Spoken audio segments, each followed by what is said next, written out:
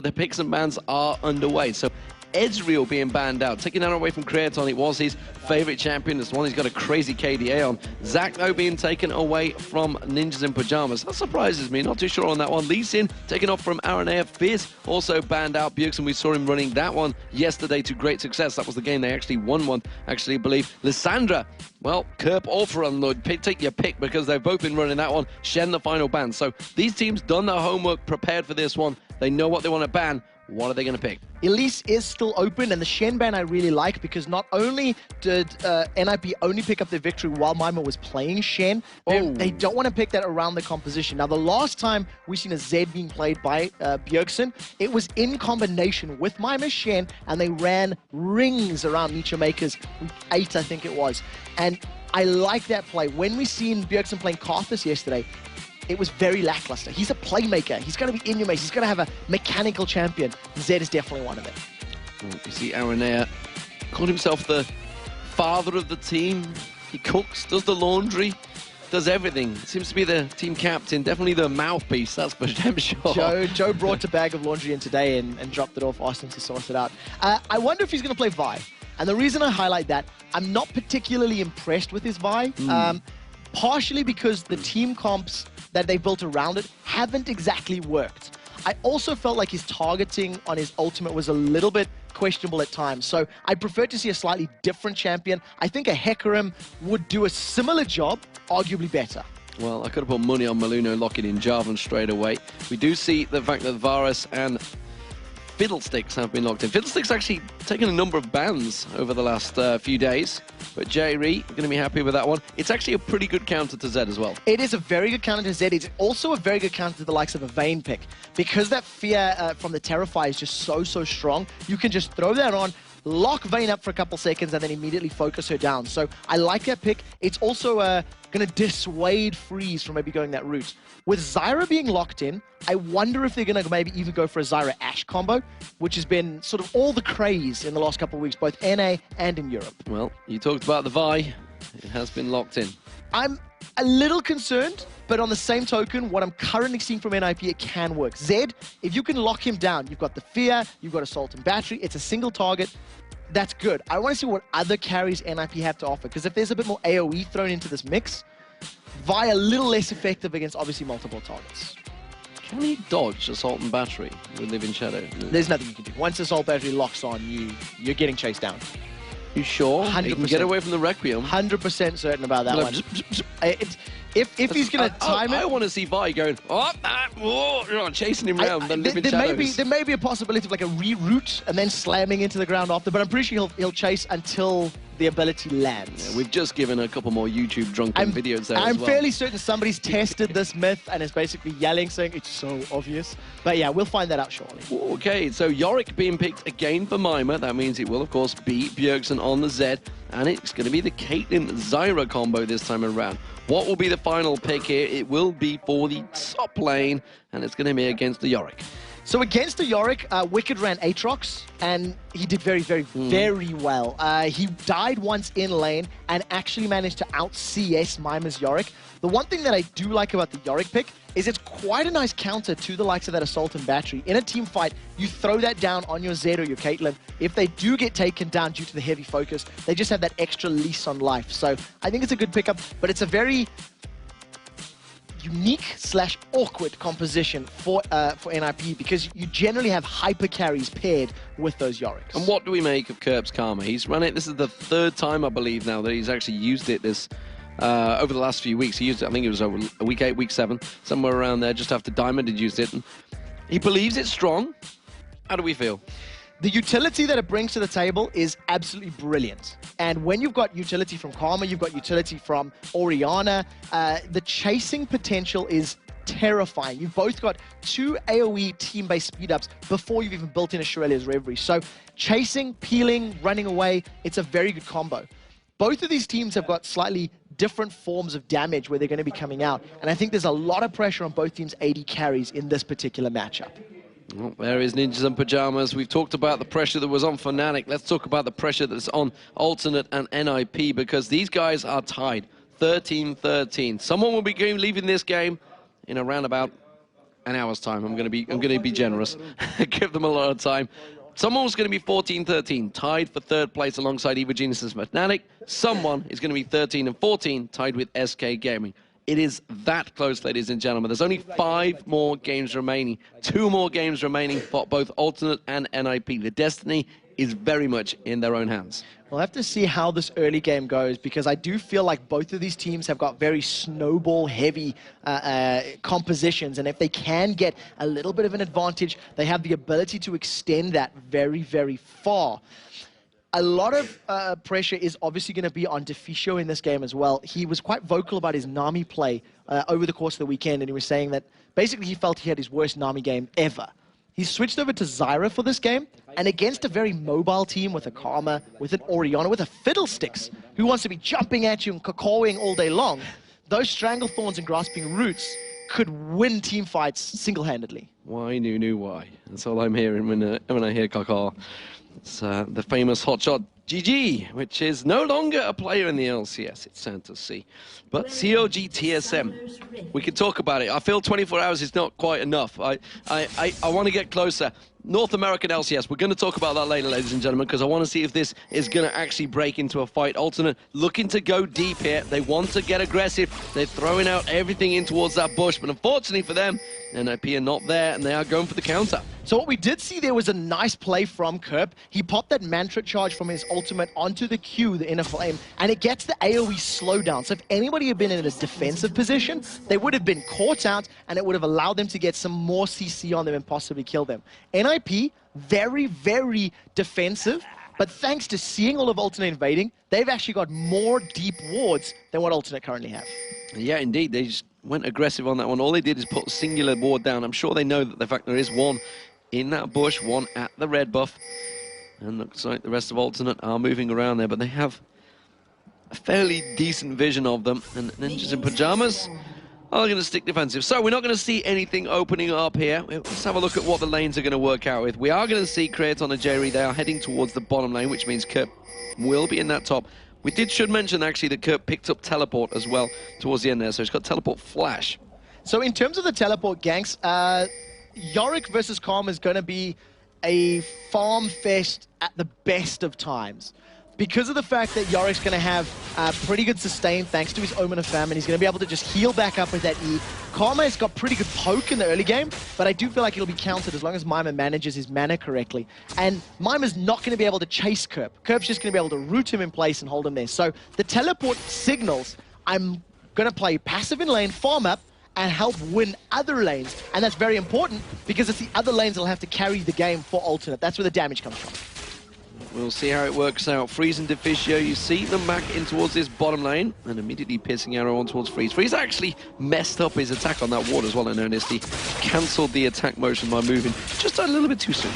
Okay. Doesn't manage to get that extra hit on it, but not going to affect him too badly just yet. Right now, Freeze and Deficio in this lane. The first couple of levels, Freeze has a very strong advantage against Creatin and Jerry thanks to the range that he's got. And Renee with a small misplay already. Could that be nerves? Definitely could be nerves. We also saw Jerry actually stealing away a CS with that Dark Wind bouncing around. It's like, sorry, I totally didn't mean that. You can't really control it in a perfect situation. Where it's going to bounce. It's going to be the nearest minion there, and it's like, oh look, I might just get a CS if I bounce. Oh, that's unlucky. Just playing devil's advocate at the moment, throwing out those silences, and it's a bit of a pain to deal with. But at the moment, Freeze and Deficio using that extended range of Caitlyn and Zyra to outrange both Varus and Fiddlesticks, and doing some very good combos. That was a very, very nice, cheeky 90 caliber net into the Peacemaker. If you fire them at the same time, it'll extend from your point of origin. Yeah, indeed it will. But look at the pressure in the top. Mima actually being forced back a little bit by Kerp here, and actually doing a grand job. But in terms of CS, still very close. Yeah, Mima's just going to... he's waiting for a couple of levels to get that Omen of Famine leveled up. He hasn't even put a single point into his Omen of War, the Q, because he needs sustain to deal with Kerp's, long-range harass and long-range poke. But as we said, there's no real kill potential there. The mid lane, as we're getting closer and closer towards 6, that's the one where I think things could get very explosive very, very quickly. Well, speaking of kill potential, Aranea was trying to find a kill in that bottom lane, but unfortunately he dashed straight through on towards one of Deficio's plants, which gave him full vision of that one. Maluno He's heading towards the mid lane. He wants to look again aggressive on Lord. Bjergsen's putting a bit of poke down on towards him. He's playing this one very cautiously. Started out with the Doran's Ring, though. He knew he was going to be up against a Zed in that mid lane. Didn't go for the cloth armor. So very, very conscientious play. He realized that he could take advantage of his range on the ball and allow the ball control to play as a buffer between himself and Bjergsen's Zed. In addition, we've seen Bjergsen's Zed so often, we know what to expect. Right now, can Maluno get a knock-up? That is the real question, because Creatine, that's 210 HP. He's in trouble. He's in trouble. The Dragon Strike comes out. Not quite enough damage on Creatine, though. One little poke, but it's a flash burn. And a very good fear from J-Ree. He managed to avoid Maluno getting that auto attack. I think if Maluno had got the auto attack down, plus the passive HP damage, it may have actually been enough to kill Creatine there. Indeed. Let's see how it works out for them. Meanwhile, in this mid lane, we've seen some pretty impressive play from Bjergsen Zed over the last few weeks. And unfortunately for him, he's having to start to carry an NOP once again. Well, I mean, he is the carry mid, so it's kind of his job anyway. But for Lord, how many times have we seen some great shockwaves from him? However, I would say the last few weeks, he's been underperforming. I would call him out more specifically for the last 2 games, because what we've seen from Lord's Orion, and this weekend in particular, has not been what we used to. There was that highlight reel on Twitch yesterday, I think it may have been against EG actually, where he popped the shockwave and only got a Banshee's Veil, misreading the command attack and hoping it was going to get the Banshee's Veil spell shield broken, and it didn't work out. However, against NIP, it is going to be a little bit easier to read the NIP composition, so it should be a little easier to land those abilities. We do see Aaron taking a peek towards this mid lane, significant lock-in, but Bjergsen's going to be so hard to pin down. They're going to have to land this one perfectly. You can look at Lord's hit points. You can tell that Bjergsen's already had his wicked way with Lord a touch there, and Aaron is simply going to have to come in and defend. Yeah, so the Deathmark was used as well as the Ignite, so Bjergsen's looking to set something up, and it's something we've actually seen Bjergsen doing fairly often, just to get lane dominance, just to make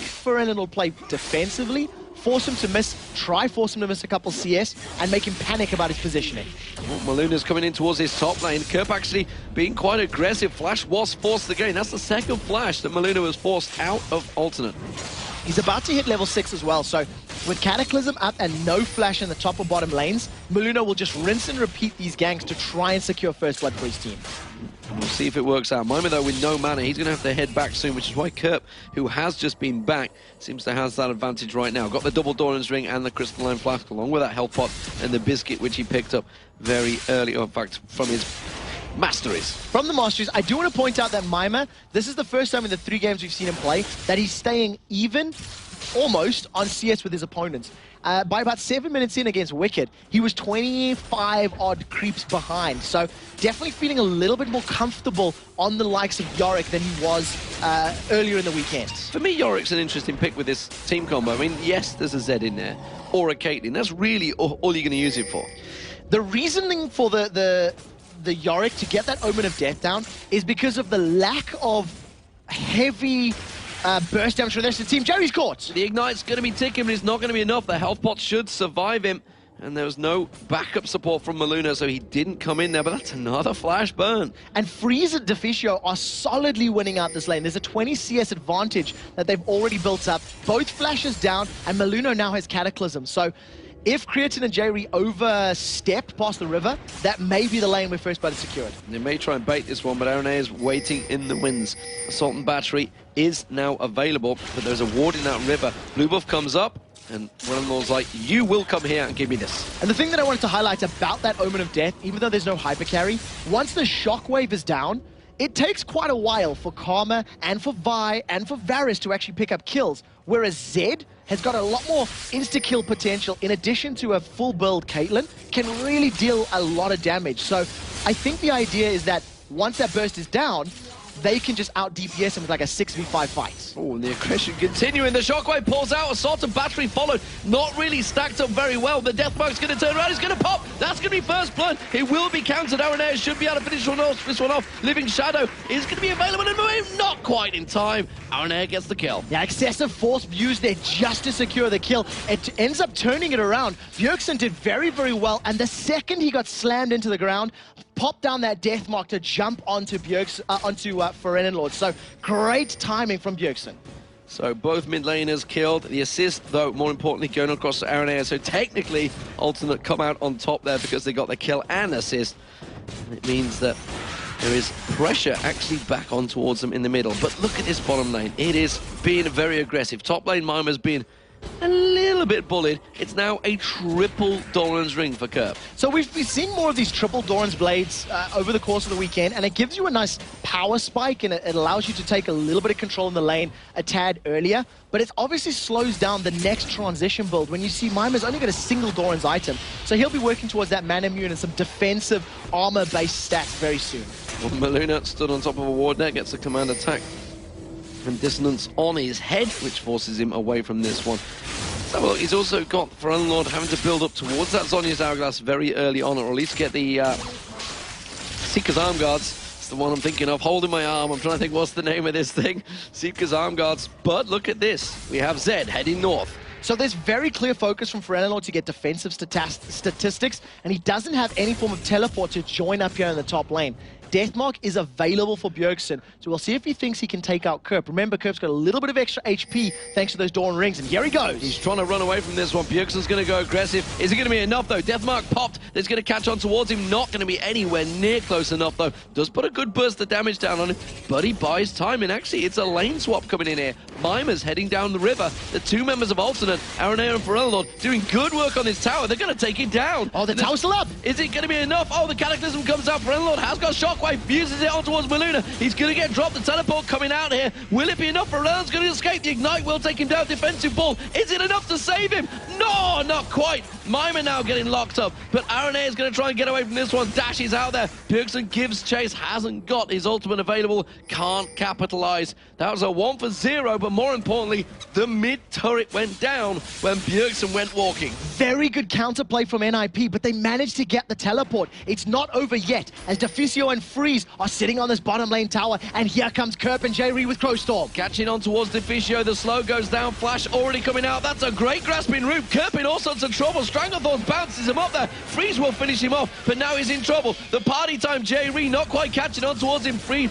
does get exhausted down, and Creaton picks up that kill. It's another 1-for-1 trade. They traded 1-for-1, and they didn't take the tower down. So Alternate once again playing, moving around the map, roaming, and that utility jungler of or top laner of Kerp, like we talked about, he is being used to pick up kills in other lanes because he cannot kill Mimer. Thanks to the kill onto Freeze, now Alternate have a numbers advantage as they start Dragon. The game opening up a little here, and see if this Dragon does get picked up. We see in the mid lane, Lord and Bjergsen are both heading down to this one. Coming up from the top, the bottom, sorry, is Maluna and Deficio. It will be picked up by Aranea, but Aranea in trouble. Defensive ball used, he tries to dash away from this one. And that's a great catch from Maluna on towards Aranea. The Ignite running, I'm not too sure they've got the damage to close this one out. Deathmark on towards Lord, he's going to pop, uses the shield. Great turnaround there from Alternate. It is going to be another kill picked up by Creaton. Once again, trading 1-on-1, but Alternate getting the global objective, therefore coming out ahead with a 300 gold advantage. And the thing that we're seeing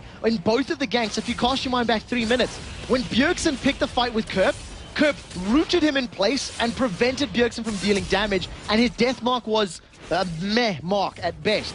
And there in the second time, being thrown onto Lord, and the fear comes out of J-Ree, and that put him in trouble. Mimer and Kerp trading, but there's no kills here. So far, the versatility of Kerp, it seems to be working well on Karma. And Mimer, well, getting down there and trying to help out hasn't really impacted as much, despite the fact he picked up a kill. Let's knock that. 4-3 currently to Ninjas in Pyjamas. They have the kill advantage, but they do not have the turret advantage. And look at this, once again, Aranea waiting in the wings, can't go towards that bottom turret. There is a trap in the bottom bushes, so he might step on. There is one thing I really have to highlight because of the fact that Creaton has had both of the kills out of Alternate's 3. He is currently 45, call that 50 CS behind that of Freeze because it's just how strong Deficio and Freeze were in those early levels. They forced J-Ree and Creaton back, and because Fiddlestick's fear takes so many levels to become effective, it meant the early game is completely in favor of Freeze and Deficio. The thing is, the kills have kept the gold even thanks to Creaton securing them. As you can see, Aranea looking for a gank. He is taking a walk in towards the bushes. There's a trap just at the end there. Chafili's going to step on any moment now. He's dancing around. J-Ree shows himself. He's in Pyjamas. They're pinging and they're saying, pretty sure there's someone here. Tribush has Maluno in it now. So it's actually a 3-for-3 in the bottom lane. Teleport not available for Kerp. He's not going to join in. RNA's gone. Oh, J-Ree's staying. He's going to be on his own. Doesn't matter. Moluna's backed off for red. Yeah, at this point in time, Alternate were too far down the lane, and it's actually kind of good that Deficio's grasping roots had missed Creatine or J-Ree, because if those roots had landed, Freeze and Deficio may have picked a fight that could have backfired. So at the end of the day, a missed skill shot there actually may have saved their lives. We have returned back to these standardized lanes, with Alternate having one tower advantage and a single dragon advantage as well. However, thanks to that immense amount of farm sitting on the side of Ninjas in Pyjamas, gold is basically as even as it's going to be. Yes, the pressure situation continues. Just 100 between these two teams in terms of gold, despite that tower going down early on. And actually, with that tower going down in the mid, you'd think it opened the game up a little. But the fact is, Fiddlepricks doesn't really want to leave that lane at the moment. Instead, Assault and Battery catches on towards Mime. He gets annihilated in the top. That passive not going to do a great deal. Now we see Cataclysm onto J-Ree, forces another flash. Cooldown for cooldown, that is a fair trade, that is for sure. And thanks to the poke that Kerp was putting down, they melted Mime. He's built up no armor, no HP, no magic resistance, and he's basically just as squishy as some of the AD carries right now. A very good gank by Alternate to secure their 4th kill of the game, potentially the 2nd tower. But this bottom turret, that's in trouble now. Creaton desperately trying to hold him off. Grasping Root actually catching on towards him. Stranglethorn's caught down, bounces him high. Freeze puts the pilt over across. Barrier used. Is it going to be enough? Moluna tries to catch on. One more shot. No. Gets in towards the bushes, and an ace in the hole did not land. J-Ree throws out the party. Kerp comes in, tries to get the flash on there. Gets back to the turret, but the turret is gone already. Moluna is going to have his wicked way of him. Bjergsen is going to chase him down. Flashes away from this. Has he got the versatility to try and escape this one? Slows everyone down. Coming in the backside is Fiddlepricks. Is he going to buy him time? Gets his own heal off once again. And another heal. Gets in the bush. Tries to speed up. Gets the slowdown on Bjergsen. And finally, they get the kill on Kerp. Brilliant play from NIP. They pick up 2 kills and a tower. Now, J-Ree actually saved Creatine's life by fearing off Freeze, so he never got to channel and fire the ace in the hole. Unfortunately for Kerp, he didn't look at the HP of the tower, and he got dropped. Ferelion's in trouble. Deathmark on Ferelon. It's going to pop him. He's going to be squishy. There he goes. It's another kill for Bjergsen. He's 4-2-0 right now. Now, if Bjergsen can continue to do that, finding kills while targets are alone, it's going to play into their favor. And the benefit that NIP has as a composition here, NIP can stay as a 4-man unit and let Bjergsen split push alone as Zed. They can clone off Jarvan, Yorick, or even Caitlyn in a team fight and have a 4.5 versus 5 if Alternate remain grouped up when Bjergsen's split pushing. And simply, that kill comes around from the perfect ward coverage they had. They've got one at blue, they've got one at Tribush, and they've got one at banana. They had full coverage of that bottom area of the map, and it was simply a case of, well, Ferelion's all on his own now. This is going to be a nice, free, and easy kill. Look at this, though. Aronair's coming around. Deficio and Moluna are there, actually out of position. Go dashes through towards the Dragon Pit instead. So you managed to get out cleanly. They've got now a little bit of awareness of when that red buff is going to be started, and maybe Alternate going to decide to challenge. Alternatively, that could have been vision being put down in preparation for the next dragon. Cataclysm is up, and Moluna gets instantly feared to the side, and here comes Aranea. Oh, they're going to actually leash on towards Moluna, and they're not going to follow it through because it's a straight 4-on-4, and ironically, neither mid laner is available, but look at this top lane. Bjergsen off on his own split push, and he will do some serious damage to turrets with that Blade of the Rune King and Brutalizer. That's the ace in the hole. It gets blocked out by J-Ree, not finding its target, but that's going to be a turret down. It's the second one of the game for NIP. I've just understood what NIP's composition and game plan is going to be. They're going to leave Bjergsen alone, and they're using Yorick and his ultimate to make sure that those pseudo 4v4s and 4v5s are a little bit easier to deal with. Bjergsen is going to try to do to Alternate what Fnatic did to MYM. Play the map, get the towers, get the objectives. Getting the numbers as well, and actually he's sticking around in the top lane, stayed in the bush. Kerp came down, thought he got rid of free time, and gets back on towards that inner turret. Bottom turret's going to go down. Ferelio trying to do a similar thing. Hasn't really got the tower push ability. Moluna being taken very low here by RNA. He's going to have to give up chase, as you can see the rest of NIP reacting to him. At this point in time, there's nobody that can really deal with the burst that's coming out of Bjergsen. So Alternate have to try and find some way to control the split push or to force objectives. A 4-man NIP are looking at. There goes Crowstorm. Crowstorm comes out, simply forces NIP back. Is it going to be enough. The rest of the top team, Bjergsen actually closing down. J-Ree, where are you going? He's dead. Chain of Corruption comes out. No, he's not. Defensive ball. Stranglethorn's not going to catch on towards him. A fantastic Chain of Corruption. Kraton returns the favor of saving his support's life. And because Freeze had used the ace in the hole earlier, he wasn't able to use it when a kill was available. Now, even though Alternate picked up Dragon, it has allowed NIP to group up in this mid lane, and with the minion wave not far behind, they may stick around to try force the tower. Doesn't look like Alternate they're going to allow it. They're going to defend and force them back. It's only Jerry that went back here. Kraton's farming out those wolves. So, let's take stock of the situation. 7-4 in kills, still just 400 gold between these two teams. That is a dragon apiece, I believe, and may even be an Alternate that's got 2 dragons so far. It's 3-2 in turrets. That inner top turret, I'd like to take a look at that and see how much damage that Bjergsen actually got on towards it. We didn't quite get a glimpse because he was pulling a lot of damage down. He took it below half health, so Bjergsen's done some good work in that top lane.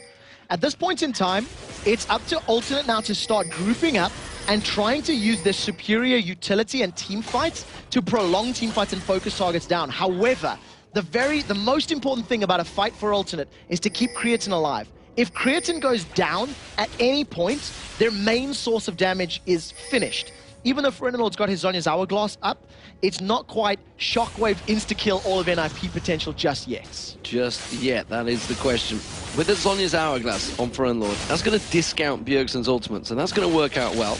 With J-Ree, that's going to discount his ultimate as well. So actually coming to a team fight, they could control Bjergsen, but Bjergsen doesn't want to be in that team fight. Yeah, and Bjergsen's focus isn't actually going to be Curb or Ferenalord. He really wants to remove Creatine from the map. It's Creatine that is the real consistent damage over time threat that they're worried about. So we'll have to see how easily you can get in there, as Bjergsen is almost going to get caught out. Aranea realizes he can't take on somebody who's 4 levels above him. No, charging up his fists and thought, this is probably just going to bounce off him, honestly. But look at that turret. That's what I was talking about. The damage that Bjergsen's done there. He's been working away on this one, and that's actually buying NIP time. Look at the mid lane now. You can see there's only 2 members of Alternate here. They're going to have to give up on this one. Kraton is going to come back in. They're holding on for as long as they can. Now, Alternate are doing a little bit better at dealing with the composition. Arena's caught. Deathmark in there, but Assault and Battery works wonders. And that actually, on the tower, Bjergsen took more damage than Arena. Yeah, and now that you see Ferenalord coming up, he's forced to back away. But since Ferenalord got pulled backwards, they're going to put damage in the mid lane and maybe get this tower now. Surprise party, Fiddlesticks. Not really a surprise, that's for sure. But they expected Jerry to be coming out of that bush. Ferenalord got around there. This turret is holding, though. It is standing. It's like Zulu in the middle. Now, what Alternate are currently doing is answering the composition of NIP. They're saying stacked when they need to, and they're leaving the champions that can deal with Bjergsen as and where applicable. They were unable to do this against SK Gaming, whose teamfight team shut them down. So Alternate definitely showing signs of improvement. However, the moment Kerp shows his face, this may be the go signal. He does have teleport available, so keep your eyes on Maluno. He does have Cataclysm up. They're going to have to either force something in the mid lane or defend, like you say, that top turret. We see Aranea and Ferenalord going up there.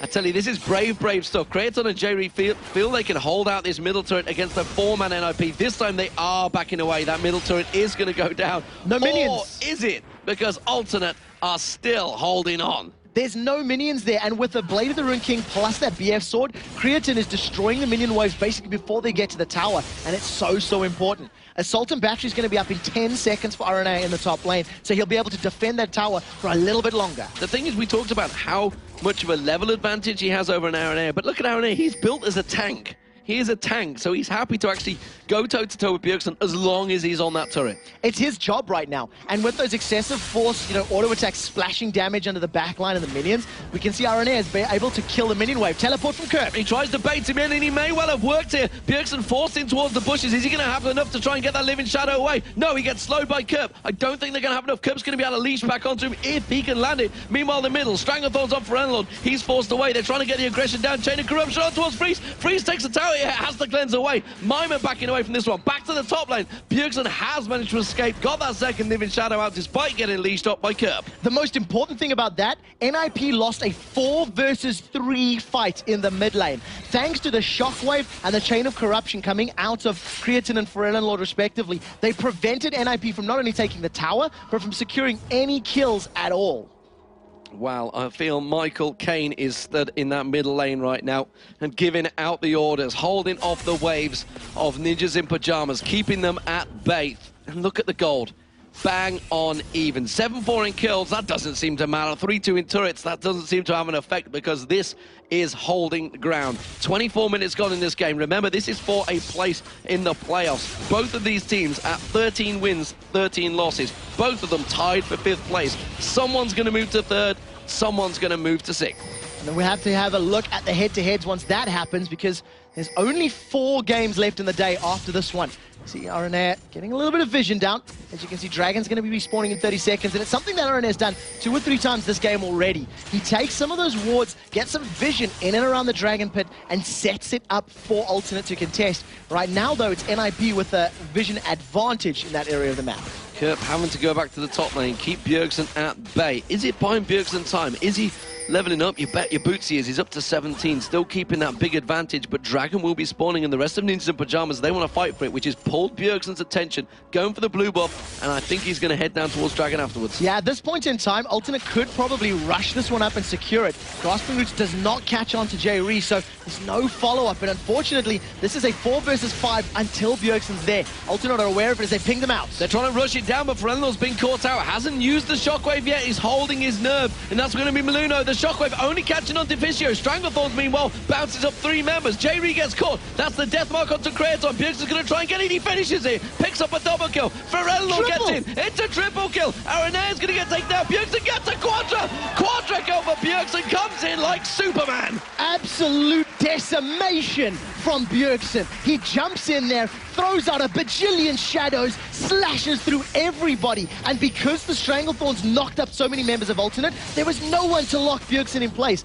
He joined the fight late. There was no Crow Storm, and there was no J-Ree available because he died so early on. And not only that, he's going to get the Dragon for his team. He's going to take the inner turret in the top lane as well. Bjergsen doing wonders, picking up Ninjas in Pyjamas, carrying the entire team on his young shoulders. 8 kills of his team's 11 right now. He's currently sitting on 2,500 gold as he starts to recall and build even more damage. Last Whisper completed, and we'll just have to see how quickly he can destroy people, because even with those Zhonya's hourglasses, it wasn't enough for Kerp and Ferelnor to stay alive. They just couldn't time it right, and once Kraton, like you said, went down, that was their main damage source down. He wasn't protected enough, and there wasn't a lot of protection. We should talk about the shockwave. We mentioned it early on, how Ferelnor hasn't been catching the key situations. He uses our Mimer. Not a great deal of damage coming out here. The fear from J-Ree is going to turn him around. They're going to have to throw a lot more at him, and Bjergsen is back once again. J-Ree just gets melted. Deficio steals the kill nevertheless,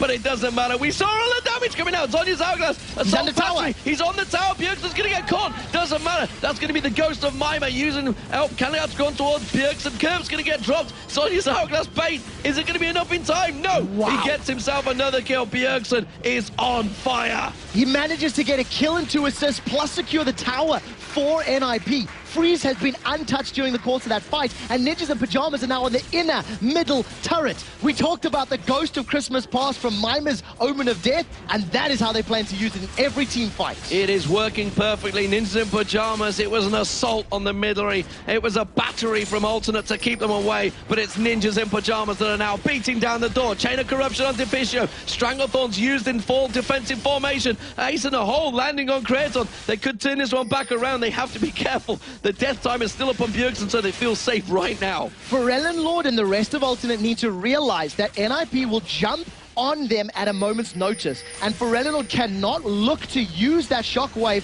just on a single target. Kerp wants Deficio. Oh, he tries to dash in. Not quite enough damage on him, though, unfortunately. Teleported and with the home guard boots. A lot used to get that 1 kill, and it was only on the support. Alternates are firing their abilities prematurely here. Shockwave in the mid lane for Mimer. Teleport in the mid lane to try and kill a support Deficio. What was Alternate's plan afterwards? After they got Deficio, hey, let's challenge for Baron maybe? Against every single damage dealer of NIP? I'm not sure what they're doing in that situation, and it could just be nerves. It could just be pressure. This is Alternate on the cusp of going 0-4. You see that, J-Ree, well, he's biting his nails, he's wiping his forehead. The pressure almost certainly is on Alternate right now in the bottom right-hand corner of your screen. 14-6 to Ninjas in Pyjamas. It was so tight. It was equal in gold, and Ninjas in Pyjamas have picked up this game and run with it. It is not a snowball, it is an avalanche right now. Let's be honest, Bjergsen picked it up and threw it as hard as he bloody well could. Managed to just get so much momentum now for NIP. And with the pickup of the Quicksilver Sash, the fear is no longer going to be a problem. The silence is no longer be a problem once he throws himself into a team fight. And you know, once he does die, he's just going to come back with the Omen of Death and continue tearing through alternate. However, if he dies, there is nothing left for NIP to fall back on. So always remember that. Always remember, if Bjergsen goes down, what else are you going to do? He's got all their golds. I am not so convinced right now. I think Freeze has now gotten to a point where actually he would do a lot of damage, because they've built so heavily with their Zhonyas, with the magic ability. They've actually, you look at Curb, you look at Frenlord, they are going to get melted by Freeze. If Freeze is caught out, if there's no Deficio as a front line, it allows all of Alternate the mobility to run through the Jarvan and the Yorick and then get to Freeze. So the onus is going to be on the Cataclysm and Deficio to protect him and keep him safe. But I do feel that if there's no damage threat, burst threat from Bjergsen, that the movement and the damage from that Karma, Orianna, Varus combo should be enough to get to him, but we'll see how these fights pan out. Oh, Fortitude Pop being picked up by Bjergsen. He is very confident now. He is cleaving his way through. He's already done a lot of damage to this turret. You can see this is what he'd done earlier on, all on his own. Freeze quite happy to tank it up while the rest of the ghosts take the hits. And that is another turret down. 6-3 in terms of turrets. All of the inner turrets are down. It's siege time for NIP. I want to highlight one more flaw in the NIP composition. They are almost all physical damage based. And with the mass amount of armor they're building up, Aranea is so tanky right now. Randian's home is completed. They're going to jump on it. They're going to jump towards him. That's actually, if they'd hold the nerve a little bit longer, they would have found a much juicier target. Doesn't matter. Cataclysm comes in. Jerry locked up. He's going to have to use his party, but it's too late. And that's going to be Maluno. They're getting locked in. Look at Bjergsen. He's in the back line. Graton goes down. Frenlord, Ace in the hole ain't going to save you, son. You're going to go down. It's a double for Bjergsen. They are just trouncing through alternate. There should be Baron for NIP or an inhibitor. The question is, what do they value more? They've lost their jungler, and Aranea is still up with Smite available. And I was highlighting the fact that they're all physical damage. The moment alternate are able to survive some of that physical damage, that they get Thornmails up and more Frozen Hearts or Randuins, maybe. But the problem is, they're not going to survive long enough to get to that stage. And that was... honestly, it could have gone worse for alternate. Aranea kind of... But the fact that he didn't check that bush gave his whole team a false sense to say, oh, it's safe. We can all walk down here. And surprise came out NIP, and J. Ree's Fiddlesticks wasn't enough to turn things around.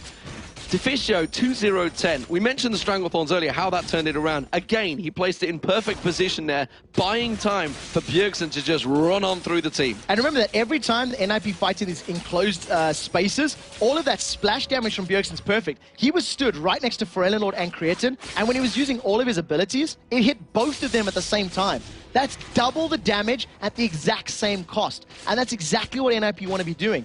Alternate ideally want wide, open spaces to run around in, use the utility that their team offers, and chase and run in, run out. So every time you're in the jungle, NIP have a strong advantage. And Bjergsen now at 11-3-2. Sort of the Divine picked up. Just wants to get those crits in a little bit more. Just to make sure he really doesn't miss anything, miss those targets. And Ninjas in Pyjamas honestly have full control of the map. They can go where they please. It's like a 5-man Mundo team. There is no one that can survive the damage he's putting out. Deathmark, then you follow up the Sword of Divine, and your critical hits get double damaged. That is scary. Aranea wants Bjergsen, he's going to dive. No, thought about it. He ran the other way. Yeah, I would. Dived away. I'd be diving the hell out of there, that's for sure. It's Bayern Ninjas in Pyjamas time. They are starting to assault the bottom lane. Look at Deficio, look at Bjergsen. They're looking to try and find a pick off the side. Kraton would be a nice, juicy target if they could find him. Ace in the hole, just simply being burned out to use that cooldown, to keep the poke down, to keep the siege running on alternate. Every time they throw something out, they're not doing a great deal of damage on the turret. Curb trying his best to keep them at bay.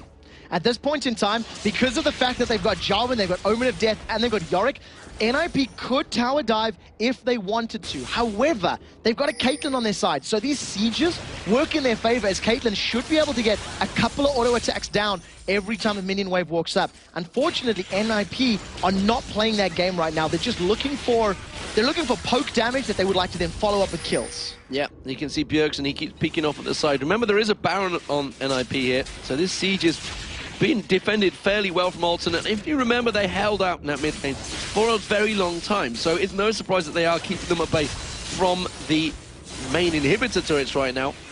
They're now getting a little bit of a burst combo. Those plants continue to do work. They're not getting too many hits on the towers, though. No, Freeze actually hasn't put himself in a position where he could get jumped on. You know, he's afraid of Assault and Battery coming in from Aranea and delivering the Shockwave, but Bjergsen, he's picked the fight! He's gone in, it's Creaton that gets locked in, but that's a great Shockwave in support. But unfortunately, they are all stacked up, and Bjergsen says, thank you very much. This is my game, this is my house, and they clean it. And it's 22-8 right now. The kills don't matter because Ninjas in Pyjamas have just massacred, executed, nigh on destroyed Alternate in their own base. I have never in my life seen 5 people lose their HP bars that quickly, and that was Bjergsen that did that. Bjergsen seen an opportunity, chased them, funneled them into the wall and the inhibitor, and NIP said, you shall not pass go. This is a victory for NIP, and what a convincing win. 0-4 for Alternate. 0-4 for Alternate. Would you believe it? The week